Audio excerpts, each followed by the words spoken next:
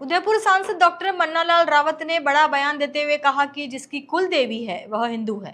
उन्होंने इतिहास के पुनर्लेखन के लिए आयोग गठित करने की भी मांग उठाई। ब्रह्म कुमारी ईश्वरी विश्वविद्यालय और सभ्यता अध्ययन केंद्र के संयुक्त तत्वाधान में आबू रोड में आयोजित संगोष्ठी में भारत की क्षत्रिय परंपरा पर हुई।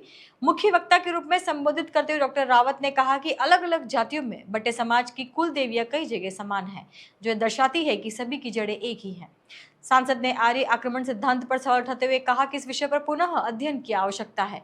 उन्होंने आगे कहा, जब हम अपनी कुलदेवियों का इतिहास खोजेंगे तो समाज की एकता अपने आप सामने आएगी।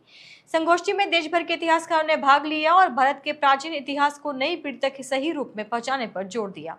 अन्य वक्ताओं ने भी पाठ्यक्रम में बदलाव और इतिहास की पुनर्लेखन की आवश्यकता पर बल दिया। आबू रोड में ब्रह्म कुमारी के इस परिसर में बहुत प्यारी संगोष्ठी रखी है, जिसका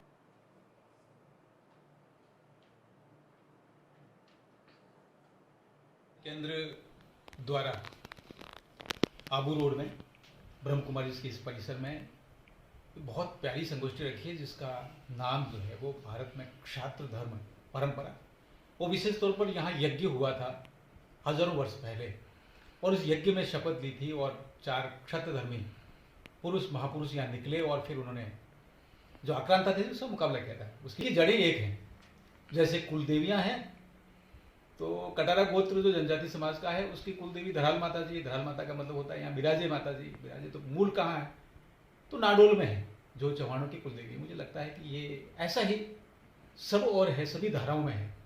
इनकी पुनर्खोज होनी चाहिए, पुनर्व्याख्या होनी चाहिए। इतिहास का जो एक बड़ा षड्यंत्र जो अंग्रेजों ने किया था, मैक्स मुलर ने किया था, आर्य आक्रमण सिद्धांत, मुझे लगता है वो भी ध्वस्त होगा, ऐसा भी भाव आता है। हमने कुछ प्रश्न विद्वजनों के सामने रखे हैं और आग्रह किया कि इन पर खुल के चर्चा हो, और जो आर्ष ग्रंथों में जो चीजें आई हैं, इसके साथ ही साथ हमारे पुरातत्व साक्ष्यों में जो चीजें दिखती हैं, वो सभी पूरी दुनिया के सामने आनी चाहिए।